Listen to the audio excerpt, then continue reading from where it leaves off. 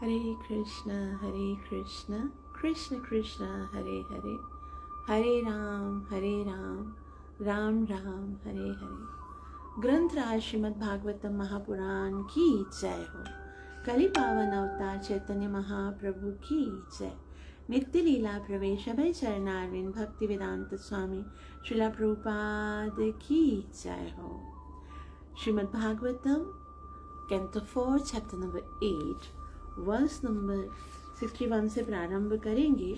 इस आध्यात्मिक जगत में प्रवेश करने से पहले गुरु और गोविंद से कृपा की याचना करते हुए मंगलाचरण करेंगे, ताकि हम जो कुछ श्रवण करने वाले हैं उसका हमें पूरा लाभ प्राप्त हो सके, जो कि है कृष्ण प्रेम की प्राप्ति।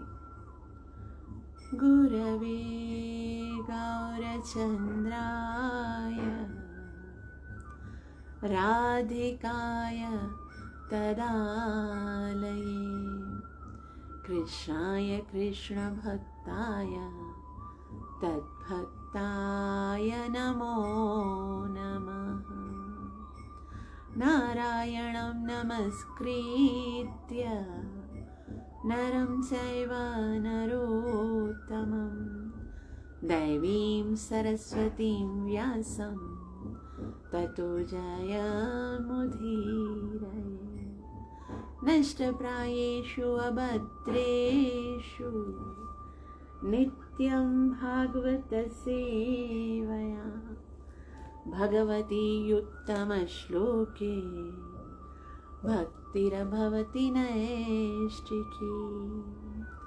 पंचतत्त्वात्मकं कृष्णं भक्तरूपस्वरूपकं भक्तावतार भक्ताख्यं नमामि भक्तशक्तिकम्। जय श्री कृष्ण चैतन्य प्रभु नित्यानंदा श्री अद्वैत गदाधर श्रीवासदि गौर भक्त वृंदा। हरे कृष्ण कृष्ण कृष्ण हरे हरे, हरे राम राम राम हरे। ग्रंथ राज श्रीमद् भागवतम महापुराण की जय। Shrimad Bhagavatam canto 4 chapter number 8, जिसका शीर्षक है ध्रुव महाराज का गृह त्याग तथा वन गमन। तो ध्रुव महाराज घर को त्याग कर वन में गए। वन में उनका जो संपर्क है वो नारद मुनि से हुआ। नारद मुनि ने उन्हें पूरा विधि बता दिया, कैसे भगवान का स्मरण करना है, कैसे भगवान का ध्यान करना है, कौन सा मंत्र करना है और किस तरह से भगवान की आराधना करनी है, किस तरह से भगवान को भोग लगाना है और भगवान के साथ संपर्क संबंध स्थापित करने के लिए जो जो कार्य करने थे वो नारद मुनि ने ध्रुव महाराज को बता दिए। और फिर बताया कि देखो बेटा, अगर इस तरह से कोई सेवा करता है तो भगवान उसके सारे अभीष्ट पूरे कर देते हैं, लेकिन जो वास्तविक भक्त होता है वो इन भौतिक वस्तुओं के लिए भगवान की सेवा नहीं करता, वो तो भगवान की प्रसन्नता के लिए भगवान की सेवा करता है। इसीलिए विरक्तश्चेन्द्रिय रतो भक्ति योगेन भूयसा तम निरंतर भावेन भजेतात्था विमुक्तये।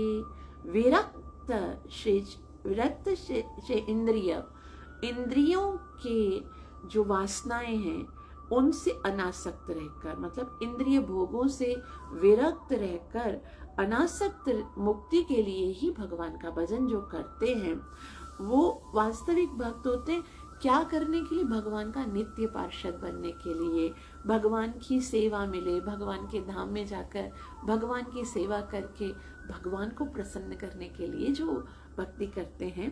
वास्तव में भक्ति तो इसी के लिए करनी चाहिए। जानते थे कि ध्रुव महाराज को ये बात समझ में अब भी नहीं आएगी, लेकिन फिर भी वो एक शुद्ध वैष्णव गुरु हैं, तो उनको अपने शिष्य को वास्तविक भजन का उद्देश्य तो बताना ही है। तो उन्होंने बताया। श्लोक नंबर 61 जो है उसमें ध्रुव महाराज को पूरा जो भी भक्ति का विधान है वो बताने के बाद भक्ति का वास्तविक जो उद्देश्य है वो भी बता दिया, और उसके बाद जो है वो नारद मुनि जो है वहां से प्रस्थान करते हैं। अनुवाद देखिए। यदि कोई मुक्ति के लिए अत्यंत उत्सुक हो तो उसे दिव्य प्रेमा भक्ति की पद्धति का दृढ़ता से पालन करना चाहिए। 24 घंटे समाधि की सर्वोच्च अवस्था में रहना चाहिए और उसे इंद्रिय तृप्ति के समस्त कार्यों से अनावृत पृथक रहना चाहिए। श्रील प्रभुपाद जी बहुत सुंदर रीति से समझाएंगे। तात्पर्य श्रीला प्रभुपाद द्वारा। श्रील प्रभुपाद की। श्रील प्रभुपाद जी कहते हैं विभिन्न व्यक्तियों के उद्देश्यों के अनुसार सिद्धि की विभिन्न अवस्थाएं होती हैं। सामान्यतः मनुष्य कर्मी होते हैं क्योंकि ये इंद्रिय तृप्ति के लिए कार्य करते हैं। कर्मियों से ऊपर ज्ञानी होते हैं जो भौतिक बंधन से मुक्ति होने के लिए प्रयत्न करते हैं। योगी उनसे भी अधिक उच्च हो चुके होते हैं क्योंकि वे भगवान के चरण कमलों का ध्यान करते हैं। और इन सब से ऊपर भक्तजन हैं जो केवल भगवान की दिव्य प्रेमा भक्ति करते हैं। वे समाधि के उच्चतम पद पर गंभीरता से स्थित होते हैं। तो हर एक व्यक्ति किसी न किसी कैटेगरी पर है कि भक्ति जो भी करता है, भक्ति डिफरेंट टाइप के लोग करते हैं। एक तो कर्मी लोग क्या करते हैं, कुछ वस्तु भगवान की सेवा करके कुछ वस्तु की प्राप्ति करने, फल की प्राप्ति के लिए। उससे अधिक है ज्ञानी जो फल की इच्छा नहीं करते क्योंकि उनको पता है फल तो बंधन का कारण होगा, इसके लिए वो निष्काम कर्म करते हैं। भगवान से प्रेम नहीं है लेकिन निष्काम कर्म। उससे अधिक होते हैं ध्यानी जो कि हृदय में भगवान का ध्यान करते हैं, और उससे भी अधिक होते हैं भगवान के भक्त जो कि केवल भगवान की प्रसन्नता के लिए, भगवान की खुशी के लिए, भगवान की प्रेम भक्ति प्राप्त करने के लिए काम करते हैं। वे समाधि के उच्चतम स्थित पर गंभीरता से स्थित होते हैं। उन्हें और कुछ नहीं चाहिए। भुक्ति मुक्ति सिद्धि कामी सकलई अशांत, कृष्ण भक्त निष्काम अतैव शांत।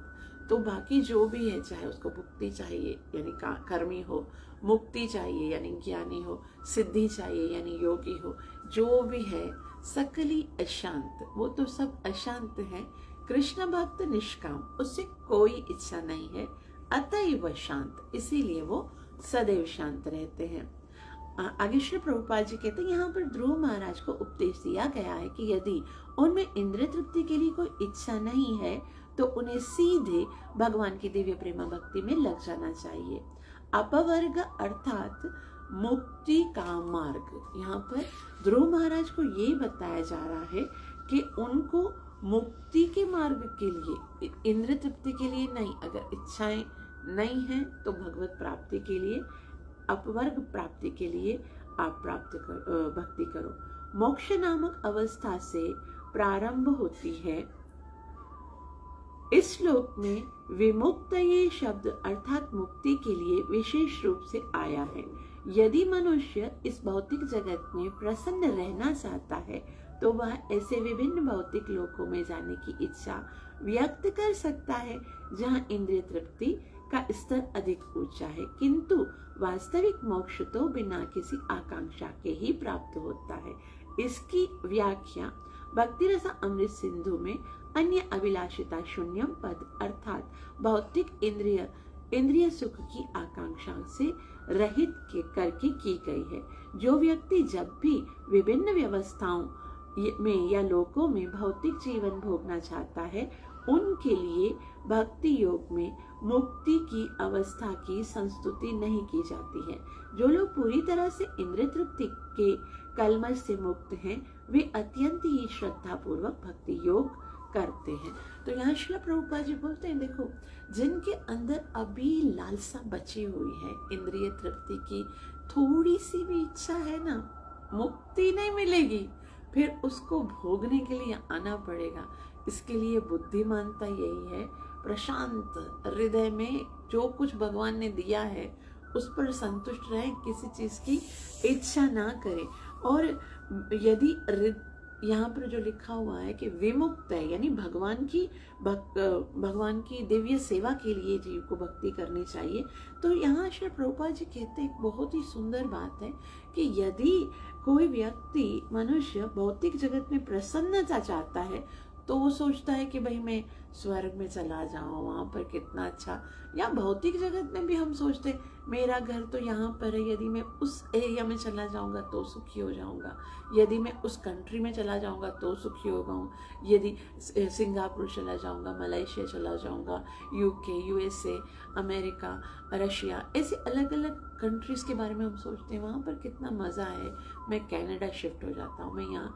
लेकिन ये बिल्कुल एक बेवकूफ़ी है, क्योंकि इस भौतिक जगत का नाम लिखा हुआ है दुखालय। तो वास्तविक जो बुद्धिमान है वो अपवर्ग की चाहता है, इस जिसके हृदय के अंदर इंद्रिय तृप्ति नहीं, वो भगवत प्राप्ति के लिए सेवा करता है, अन्य अभिलाषिता शून्यम। तो श्री प्रभुपाद जी कहते जो व्यक्ति अब भी विभिन्न अवस्थाओं में या लोकों में भौतिक जीवन भोगना चाहते, उनके लिए भक्ति योग में मुक्ति की अवस्था की संस्तुति नहीं की जाती।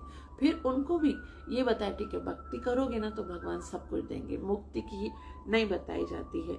जो लोग इंद्रिय तृप्ति से पूरी तरह से कलमश से मुक्त हैं वे अत्यंत श्रद्धापूर्वक भक्ति योग करते हैं। लेकिन अगर इंद्रिय तृप्ति की इच्छा है भी तो भी भक्त लोग जो हैं वो जानते हैं कि इंद्रिय तृप्ति मेरा लक्ष्य नहीं है, मेरे हृदय में ये इच्छा आ गई है, मेरा लक्ष्य तो भगवत प्राप्ति है।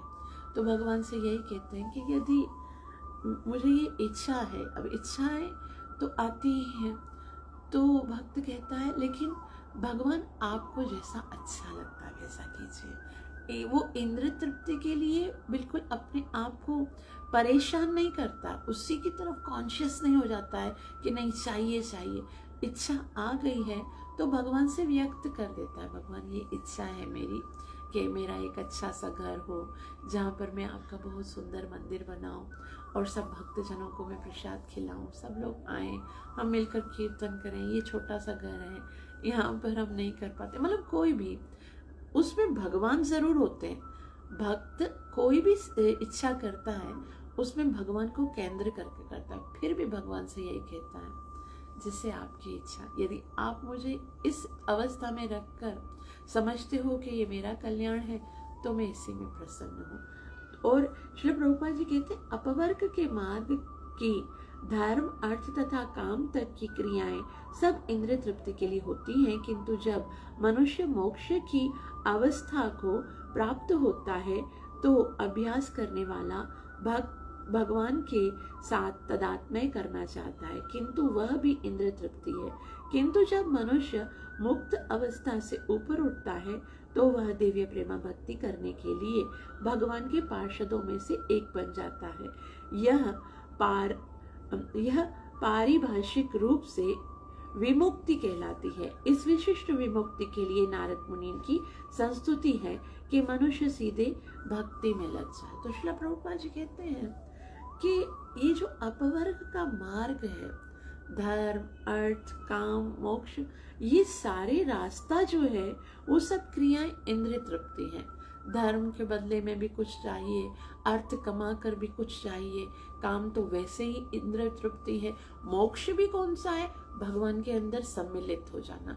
लेकिन इन सब से ऊपर उठना है। धर्म, अर्थ, काम, मोक्ष से ये चार पदार्थ हैं और पंचम पदार्थ है कृष्ण का प्रेम। तो जब तक हम उस तक नहीं पहुंचते ना तब तक केवल इंद्रिय तृप्ति है। यहाँ तक कि वो मोक्ष जिसमें हम भगवान में मिलकर एक होना चाहते हैं वो भी एक तरह से इंद्रिय तृप्ति है। लेकिन वास्तविक मोक्ष क्या है? विमुक्त का मतलब होता है मैं भगवान के धाम में जाकर भगवान की सेवा करना चाहता हूँ। वह तो दिव्य प्रेमा भक्ति करने के लिए भगवान के पार्षदों में से एक बन जाता है। तो वो स्थिति को प्राप्त करने के लिए नारद मुनि ने ध्रुव महाराज से कहा कि भक्ति तो वास्तव में इसी स्थिति को प्राप्त करने के लिए करनी चाहिए। और आगे ध्रुव महाराज ने नारद मुनि से जब ये उपदेश सुना तो उन्होंने क्या किया? मैत्रेय मुनि कहते हैं, इत्युक्तस्तं परिक्रम्य प्रणम्य च नृपाभर्ग ययौ मधुवनं पुण्यं हरे शरणचर्चितं विके इत्युक्तस्थं परिक्रम्य। पूरा बता दिया। देखो भक्ति का उद्देश्य क्या है, तुमको कैसे करना है, भगवान के कौन से स्वरूप का ध्यान करना है, किस तरह से भगवान के एक एक अंग का वर्णन किया, मंत्र बताया ओम नमो भगवते वासुदेवाय। और फिर बोला कि जो मैंने तुम्हें विधि बताई है उससे हम भगवत प्राप्ति कर सकते हैं। यदि कोई हृदय में भगवान का ऐसा चिंतन करता है तो भगवान उसके हृदय में स्थित हो जाते हैं। लेकिन भक्ति का वास्तविक उद्देश्य तो भगवत प्राप्ति ही है। उतना जब नारद मुनि से सुना तो ध्रुव महाराज ने क्या किया, इत्युक्तस्थं परिक्रम्य, परिक्रमा की 3 बार। और उसके बाद प्रणम्य च नृपाभर्क, राजा का पुत्र था लेकिन फिर भी उसके अंदर इतना संस्कार था कि वैष्णवों को किस तरह से आदर देना चाहिए। परिक्रमा की, उनको दंडवत प्रणाम किया और ययौ मधुवनम पुण्यम, ययौ फिर चले गए कहाँ पर, मधुवनम। तो नारद मुनि से पूरा एड्रेस पूछा होगा, बताया होगा कि भाई आप मुझे बताइए जीपीएस कहाँ से जाना है, या फिर नारद मुनि ने कहा होगा यहाँ से जाइए, फिर मथुरा स्टेशन आएगा, फिर वहाँ से किसी से भी पूछिएगा। वृंदावन तो वह जगह है जो सबको पता है, विख्यात है। और क्यों विख्यात है, विशेषता क्या है, हरीश चरण चर्चितम, कि हरि साक्षात भगवान जो है उनके चरण जो है वहां पर सदैव स्थित रहते हैं। भगवान वास्तव में वृंदावन में सदैव घूमते रहते हैं ना, कभी गैयों के पीछे, कभी गोपियों के पीछे, कभी माखन चोरी का। और बड़ी बात यह है कि भगवान वृंदावन में जब चलते हैं ना तो शूज भी नहीं पहनते। तो वृंदावन के कण कण में भगवान का चरण चिन्ह है ना, वो स्थापित है। तो अब वृंदावन तो कोई ऐसी जगह नहीं है जो प्रच्छन्न हो, छुपी हुई हो। वृंदावन तो बहुत विख्यात है। इसीलिए नारद मुनि ने ध्रुव महाराज को कहा अब ठीक है आप वृंदावन जाओ।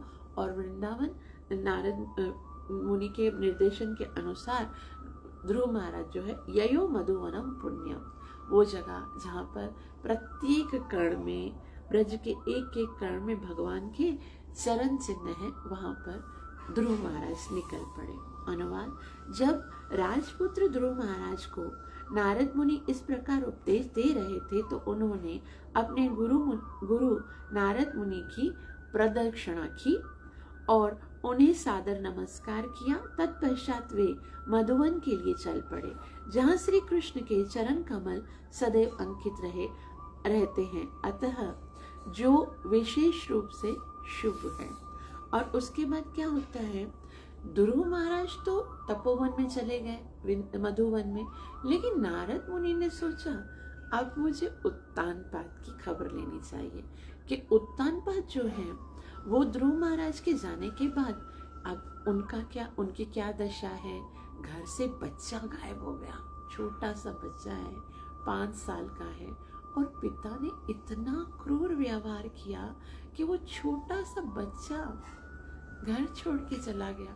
तो पता चले कि फिर उनके जाने के बाद उनके माता पिता की क्या स्थिति है।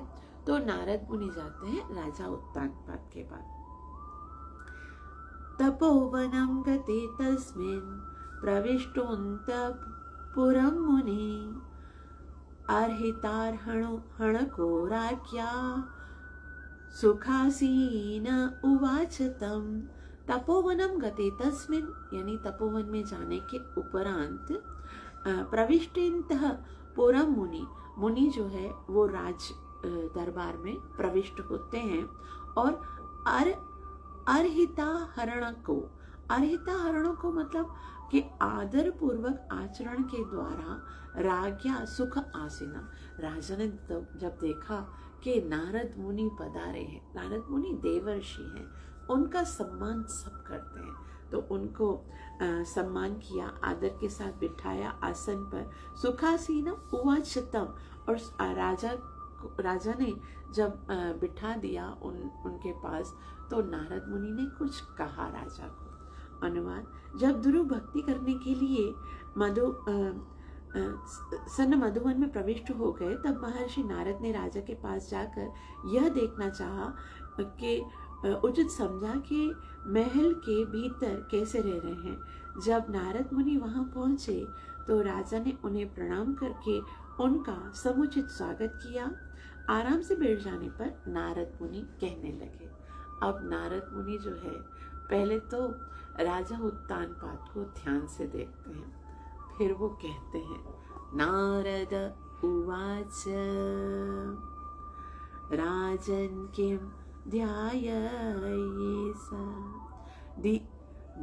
राजन् किं ध्यायसे दीर्घं मुखेन परिशुष्यता किं वा न दृश्यते कामो धर्मो वार्थेन संयुत।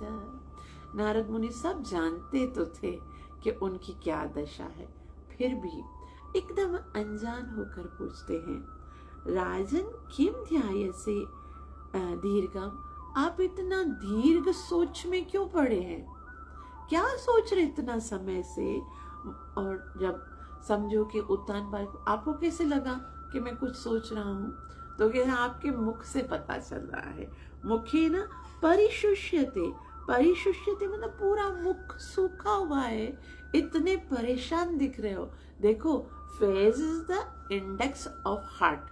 हृदय में जो चल रहा होता है ना, आपको बोलने की आवश्यकता नहीं, फेस को देख के खुद ही पता चल जाता है कि कोई कितना दुखी है, कोई कितना संतुष्ट है। तो नारद मुनि कहते आपके मुंह को देख के पता चल गया, ऐसा मुंह, शक्ल ऐसी बनाई हुई है, इतने दुखी हो, कारण क्या है, क्या सोच रहे हो? राजन किम ध्यायसे दीर्घम, तो कहीं ऐसा है क्या? मतलब अभी अनजाने में पूछते हैं, किम वा न ऋष्यते कामो, क्या कोई आपकी कोई इच्छा ऐसी है जो पूरी ना हुई हो, या आपकी कोई वस्तु है जो खो गई हो, क्या धर्मो वार्थे न संयुता, या फिर अर्थ, कुछ धन आपका खो गया है, या फिर कोई धार्मिक क्रिया नहीं कर पाए हो। धर्म अर्थ काम मोक्ष में क्या क्षति हो गई आपकी जो इतना परेशान दिख रहे हो? महर्षि नारद ने पूछा, हे राजन, तुम्हारा मुख सूख रहा दिखता है और ऐसा लगता है कि तुम दीर्घ काल से कुछ सोचते रहे हो, ऐसा क्यों है? क्या तुम्हें धर्म, अर्थ तथा काम के मार्ग का पालन करने में कोई बाधा हुई है? श्रील प्रभुपाद की जय। श्रील प्रभुपाद जी कहते हैं, मानव सभ्यता की उन्नति की 4 अवस्थाएं हैं, धर्म, अर्थ, काम तथा कुछ के लिए मोक्ष। नारद मुनि ने राजा से उसकी मुक्ति के विषय में कुछ नहीं पूछा, बस इतना ही पूछा कि राज्य का संबंध प्रबंध कैसा है, जो 3 सिद्धांतों के उन्नति के लिए है। चूंकि ऐसे कर्म करने वाले कभी मुक्ति में रुचि नहीं रखते, इसीलिए नारद ने राजा से इसके विषय में कुछ नहीं पूछा। मुक्ति तो उन लोगों के लिए है जिन्होंने धार्मिक कृत्यों, आर्थिक विकास तथा इंद्र तृप्ति के प्रति सारी रुचि खो दी।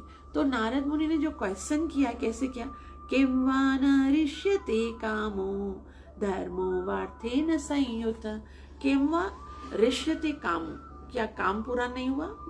अर्थ, धर्म क्या पूरा नहीं कर रहे हो? वार्थे न, धर्म, अर्थ और काम, ये 3 विषय के बारे में पूछा। लेकिन श्री प्रभुपाद जी बोलते हैं, मुक्ति तो कोई है सूरमा होता है, वो प्राप्त करने की प्रयास करता है। साधारण लोग बस इन 3 चीजों में ही उलझे हुए होते हैं, इसलिए उन्होंने पूछा ही नहीं है कि क्या मुक्ति के लिए परेशान हो क्या? बोला नहीं, तुम तो धर्म, अर्थ, काम के लिए परेशान हो गए, तो किस में बाधा आ गई बताओ?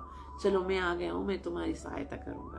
तो राजा जो है अब अपने मन की पूरी बात जो है वो नारद मुनि को बताते हैं। राजोवाच, वे कहते हैं, सुतो में बालको ब्रह्मन् स्त्रैणा करुणात्मना निर्वासित पंचवर्ष सहमात्रा महान कवि।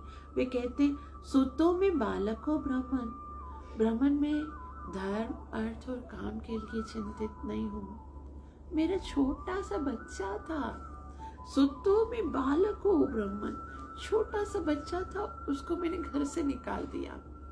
हालांकि घर से निकाला नहीं था, लेकिन वे कहते निर्वासित, निर्वासित माना मैंने निकाल दिया।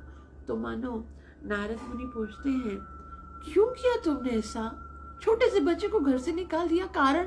तो वो कहते हैं कि स्त्रीणा करुणात्मना, कि मैं स्त्री के प्रति इतना आसक्त हूँ और स्त्री में लिप्त हूँ, इसलिए अकरुणात्मना, मेरे हृदय से करुणा ही खत्म हो गई, मैंने अपने छोटे से बच्चे को घर से निकाल दिया। तो बोला अच्छा कितना छोटा था? नारद मुनि पूछे क्या आयु थी? बोला बस 5 साल का था। 5 साल का छोटा बच्चा मैंने घर से निकाल दिया, और सह मात्रा, उसकी माता का भी मैंने अपमान किया, माता को निकाल, मतलब उसकी माता को भी अपशब्द कहे। और फिर तो नारद मुनि ने कहा उसने भी बदतमीजी की होगी ना, कोई बात नहीं, बच्चे तो बदतमीजी करते हैं तो माता पिता तो उसको दंड देते हैं। बोला नहीं, वो जो मेरा पुत्र है वो तो बहुत बहुत शुद्ध है, महान कवि, महान कवि का मतलब वो महापुरुष है, वो बहुत बड़ा भक्त है, मैंने ही उसके साथ दुर्व्यवहार किया है, मैंने ही उसको घर से निकाला है। अनुवाद। राजा ने उत्तर दिया, हे ब्राह्मण श्रेष्ठ, मैं अपनी पत्नी में अत्यधिक आसक्त हूँ और मैं इतना पतित हूँ कि मैंने अपने 5 वर्ष के बालक के प्रति भी दया भाव के व्यवहार का परित्याग कर दिया था। मैंने उसे महात्मा तथा महान भक्त होते हुए भी माता सहित निर्वासित कर दिया। शिला प्रभुपाद की। शिला प्रभुपाद जी कहते हैं इस श्लोक में अनेक विशिष्ट शब्द आए हैं जिन्हें ध्यान पूर्वक समझना होगा।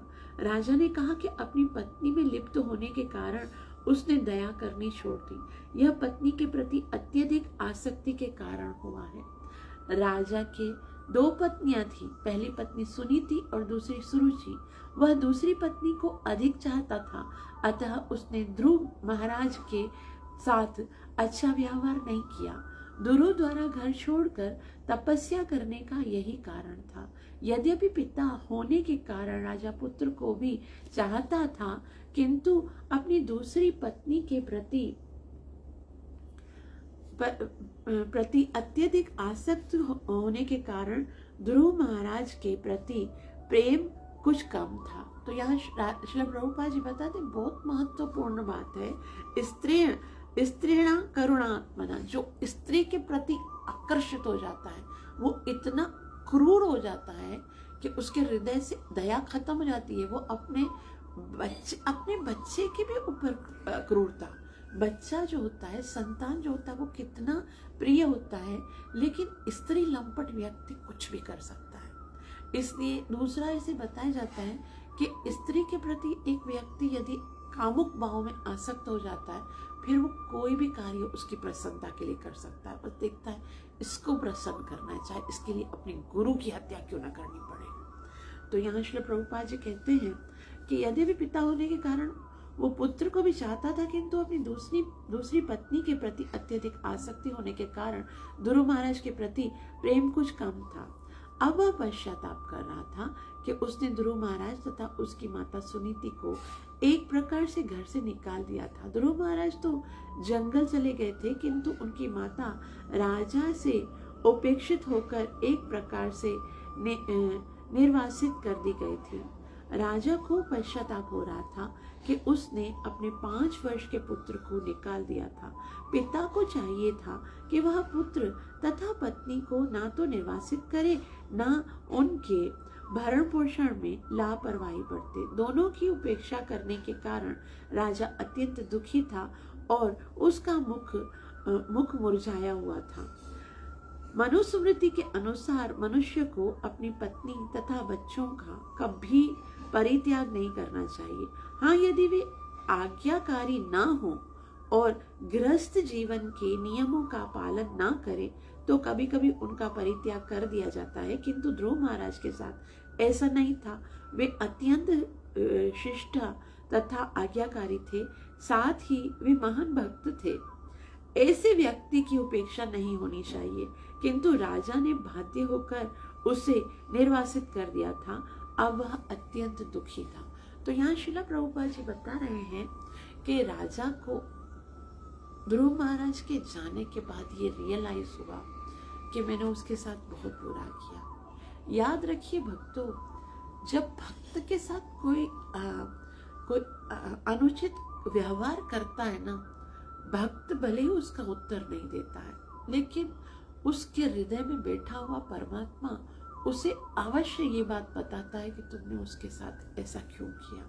इसलिए भक्तों को है ना अपनी प्रोटेक्शन के लिए इतना चिंतित नहीं होना चाहिए। और भक्त जब भगवान की खोज के लिए निकलता है ना, प्रकृति खुद ब खुद उसके अनुकूल हो जाती है। देखो पिता थे, अब तो उस जैसे ही ध्रुव महाराज चले गए, सुरुचि तो अभी भी थी ना उसके पास, उत्तम तो अभी भी था। अब वो उत्तम को गोद में नहीं बिठा रहे, सुरुचि की बात को नहीं, सुरुचि फुरुचि उत्तम उत्तम सब भूल गया। अभी मन में बस यही इच्छा है कि मेरा बेटा, मेरा ध्रुव पता नहीं कहाँ होगा, कितना दुखी होगा, मैंने उसको निकाल दिया, अब यही है। तो भक्त को है ना निश्चिंत रहना चाहिए, अपने भगवान के ऊपर पूरी श्रद्धा, पूरा विश्वास होना चाहिए कि वो मेरा खुद ही, मेरा जो करना है वो खुद ही करेंगे, और मुझे क्या करना है, उनका नाम जप करना है, उनकी सेवा करनी है। तो भक्त की हर एक रिस्पॉन्सिबिलिटी, भगवान कहते योगक्षेम वहाम्यम, मैं खुद देखूंगा, तो भगवान खुद ही देखते हैं। अब राजा को कितनी चिंता हो रही है, देखो वो नारद मुनि को कहते हैं कि अप्यनाथम वने ब्रह्मन् मा स्मादन् य भर्कं वृका शांतम शयानम क्षुदितम परिम्लान मुखाम्बुजम।